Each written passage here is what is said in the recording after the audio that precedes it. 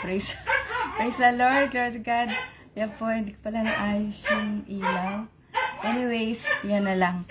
Ayan, punin po ang Panginoon. Happy Lord's Day. Gabi na tayo.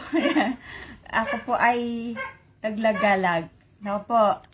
So, hindi ko pa day off, pero naglagalag na tayo. June 30, 2024. Let us pray, Father God in heaven, another wonderful day and privileged day from you. Thank you for the life. Thank you for the joy every day, seeing the beauty of your creation. Thank you for everything that we have now. Father God, having you in our life is everything. Thank you for your sacrifice for us. You are the God that made heaven and earth. And so you are the God who has the power to destroy your creation. We know we have exceeded our limitations. We are so full of ourselves. We have taken advantage of your kindness to us. Father God, we know we have nothing to boast for. Everything is yours. Create in us a clean heart and conscience. Make us always remember of who we are and who you are. Lord, we pray for change. Change in attitude, change in spirit, and change of our wicked ways to ways that you want. Heal the sick, give rest to those who are tired, and give comfort to those who are weary. May we surrender everything to you. All this we pray in Jesus' mighty name. Amen. Lord to God po, may hangin ba? Kung walang hangin, patay na tayo. Sabi ng asawa ko, my husband just a while ago said, wow, there is air. So if there's no air, we are dead now. Okay po, it's been very hot. Now is today now already at this time 7 o'clock, but seems like 2 p.m. 2 p.m. is very hot. Okay, we'll greet happy birthday first. Happy birthday to Sister Rechi Obrero Loriente. Happy birthday to Sister Saida Tagtagon Alvin. Happy birthday to Maine Torres. Happy birthday to Tin Lapid.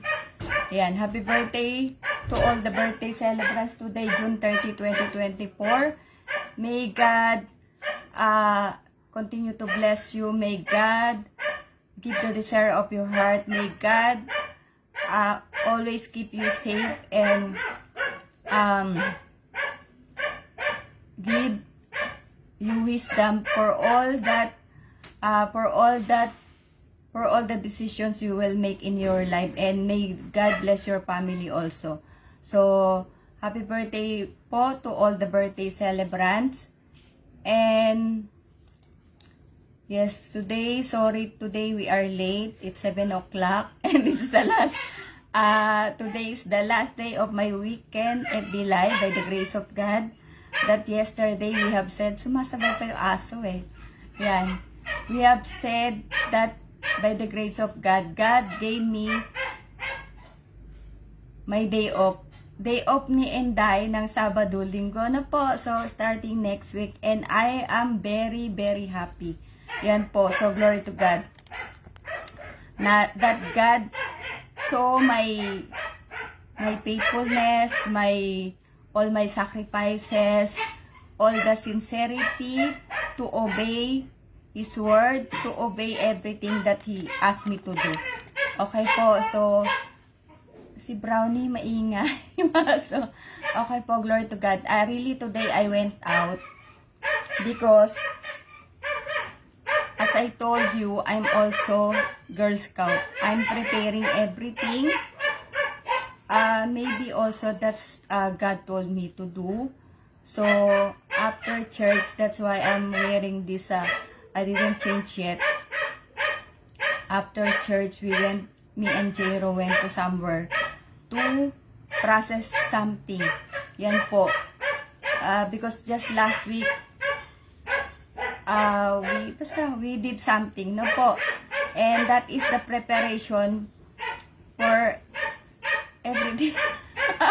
Yeah, for preparation for the rapture. Glory to God. Ayan. And thank you again to those people who's sharing my reel, supporting me. Ay talaga tumigil na aso.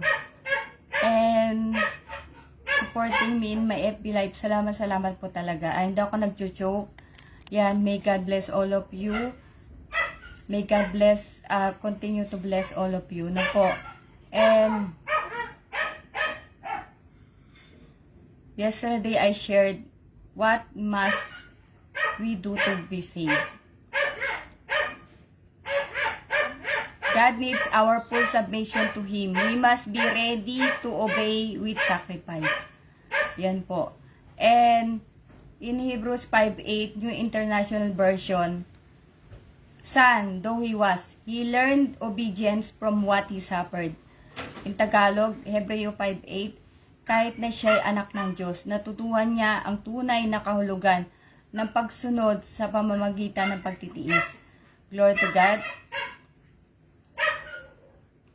Jesus Christ is our best example of complete obedience to God. Though He is God, being the Son of God, yet He remained humble. He obeyed everything what is need to be done. Lord to God.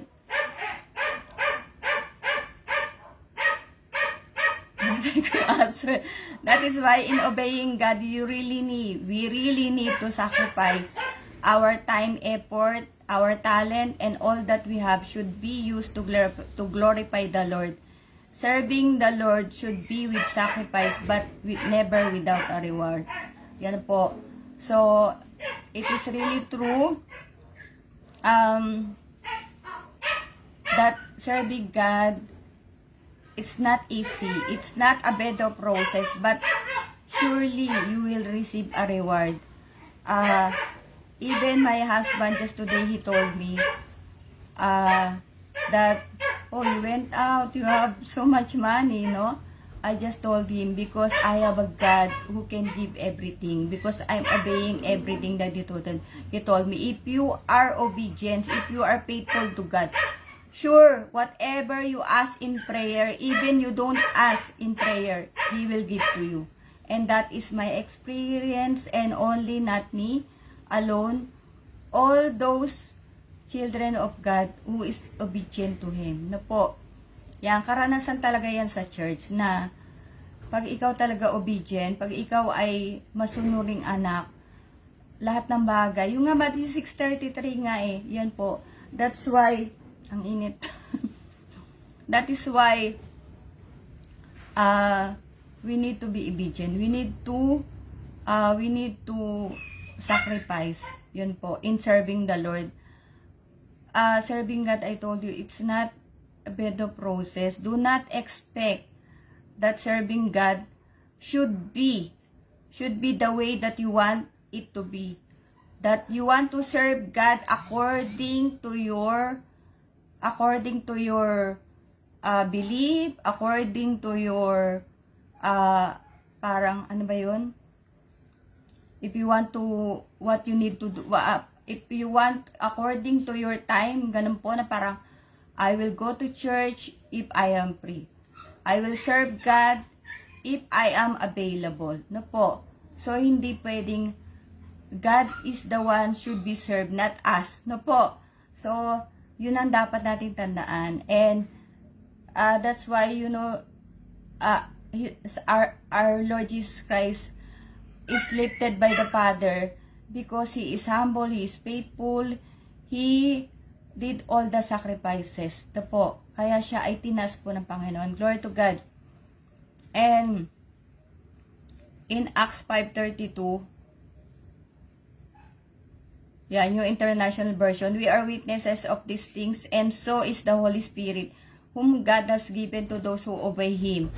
Gawa 5:32, kami ay mga saksi niya patungkol sa mga bagay na ito. Saksi rin ang banal na espiritu na siyang ibinigay ng Diyos sa kanila na sumusunod sa Kanya. That is why I said before, if you obey in everything and you will not receive the Holy Spirit, come back to me. No po? Yan nga. Ayan, blessed Sunday to Sister Maria Elizabeth Toledo Buwan. God bless you. Salamat sa pag-support. I told you only those things I said yesterday, that you should just believe, repent, confess your sins to God, not to human being, and live godly. No po, always listen and listen and listen to the word of God from the sent ones of God. No po. And again, I said also yesterday that if somebody will ask, Sister, I have already received baptism from the other church. Okay po. And I told you yesterday that as far as I know, it is not written somewhere in the Bible that if you have received baptism from the other church, you cannot receive again the baptism, especially in His true church. Glory to God. So, and if you have been baptized in other church, look at your church. How far your faith went in that church. How well you understand the Bible. Na po, ikukumpara mo na nabaptize ka na, di ba? Hanggang saan na ba yung naiintindihan mo sa Biblia? Hanggang saan na kumbaga umantas yung iyong pananampalataya. 'Di ba? Hanggang saan mo na naintindihan ang Biblia? Na po. Kaya nga yung sabi ko na pag talagang if you are sincere, serious that you accept Jesus Christ as your Lord and Savior, and you will do everything, no po. Of course you will obey everything that He commanded, no po. You should receive the Holy Spirit because God will really give it to you, to those people. Di ba sabi ko nga dyan, yan po, na Acts 5:32, kami ay mga saksi niya patungkol sa mga bagay nito. Saksi rin ang banal na Espiritu na siyang ibinigay ng Diyos sa kanila na sumusunod sa Kanya. And so is the Holy Spirit whom God has given to those who obey Him. That's why we need to obey. But if you are a disobedient child, definitely you will not receive the Holy Spirit. No po. And look at your church. How well your pastors or whoever is the one preaching in your church, how well they understand the Bible. No po. That's why you should receive the word of God from the sent ones of God. Yan po. Kasi sila po yung may banal na espiritu. And that is also my experience to some of my friends. No po. That even you can say that they are like maybe 10 years in their church, and that's why I told you before that by the grace of God, when we are doing evangelism in Dubai, okay, I was with the elders in the church, with my other brethren, and many people will mistaken as, are you a pastor? But actually, we are not a pastor, we are a member. No po. So, glory to God. Napapagkamala ka, pastor, sa pagsasalita mo, kasi nga po, because of the perfect teachings in the church. Yan. So, yun yung kinaibahan. Sa iba na, until now, we are calling Jesus Christ as Papa Jesus, diba po? So, that's why we should hear the word of God from the sent ones of God, so that we will learn something. We will come to know God more deeply. No po, mas malalim na pagkilala sa Panginoon. Yan, di ka na mag-worry pag ikaw ay lumuhod. Alam mo na, sabi nga ng mga lingkod, pag lumuhod ka na, sinabi mo ng kailangan mo sa Diyos, bahala na yung Diyos doon, di ba? That's why it depends on our faith, no po? Na, yun nga, dapat pananampalataya mo talaga umantas. Yan. Pag ikaw ay nasa tunay na paglilingkod, no po? So, glory to God. Kaya nga, and again, for those people, because my, yung hometown is in Laguna, in San Pedro, Laguna nga po, di ba? So, for those people, you can find the church in Landayan. Yan. I never been there because I told you before, no, that, yung nga, unfortunately, the pastor, nakalimutan ko yung pangalan niya. Basta, they were supposed to come to the house, but I am the one who stopped them because I told them something like you are not welcome here in the house. So, and, ayun, nabi ko sa kanila, that's why maybe God sent me here also. No po, and it's not maybe, it's sure. Because I have something to do in this place. No po, yan. And by the grace of God, maybe I hope that one day also I can visit PMCC Port Watch in Landayan. So for those of you who are staying in San Pedro Laguna, you can find the PMCC Port Watch in Landayan near in yung nga po may ano kasi doon, may Catholic Church. Yan. At mataas din, I think until 3rd floor na po yung church po sa San Pedro Laguna. And every town, province, there is a PMCC Port Watch around the Philippines. No po. So you don't have to worry, just check pmcc4w.org. And you can search for, you know, which place you are in. Yan. So, hindi po problema yan sa Panginoon. If we really want to seek God, if we really want to find the truth, then we will do something. Hindi tayo yung, alam mo yung ano, kumbaga kawakasan na nga, tas ikaw ay, wala ka pa pakialam sa mundo, di ba po? Yan. Hopefully by tomorrow I want to share something. Yan. Hopefully by tomorrow we can share that one. Ayan po. Actually, ito yung para sa end time nga rin. Yan po. So, ayan, I hope tomorrow that we can share those things. And again, thank you po sa lahat. And do not hesitate to receive the baptism in His true church. No po, PMCC Port Watch. And I told you, okay, before I forget, I told you, I think several times I told you, no, that God told me, it's not PMCC alone. There are some other churches. But if you want to make sure, of course, we are Filipinos, no po.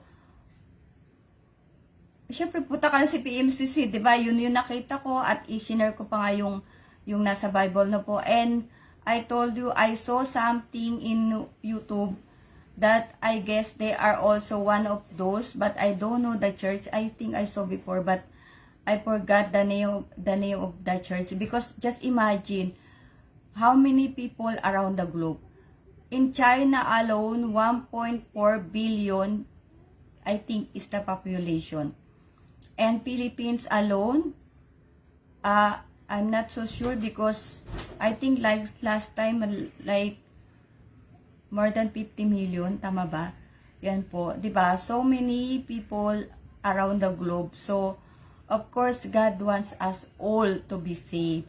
So, bahala niyo po Panginoon doon, 'di ba? Hindi na natin ano 'yun. And for those people, because before we have said about the LGBTQ, yan.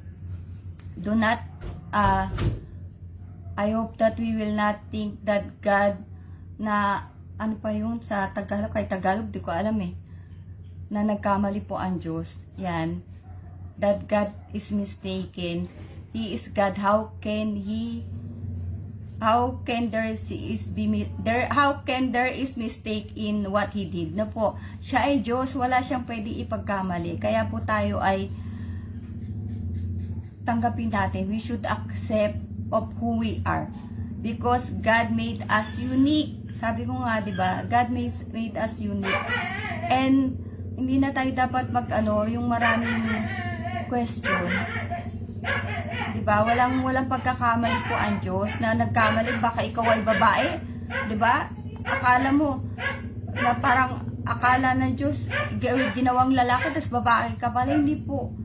Yan, hindi maaari magkamali. Ang Diyos ay Diyos. Na po. So, tayo magkakamali every now and then, but God cannot be mistaken. No po. So, glory to God. Let us pray. Heavenly Father, once again, thank you. Your word is all we need. To obey you is to be with you. Apart from you, we can do nothing. Our life is uncertain, but holding on to your promises with full obedience to your word, sure we will receive everything. Lord, take full control of our life. be the driver of our life. This world where we are in is totally a mess. May each and every one of us will humble ourselves to obey everything that you have commanded. We pray for peace in this world. We pray for unity. We pray for love, that each of us will give love without asking for anything in return. This is our humble prayer in Jesus' mighty name. Amen. Glory to God. Nagugulat ako sa ingay ng nasa labas po.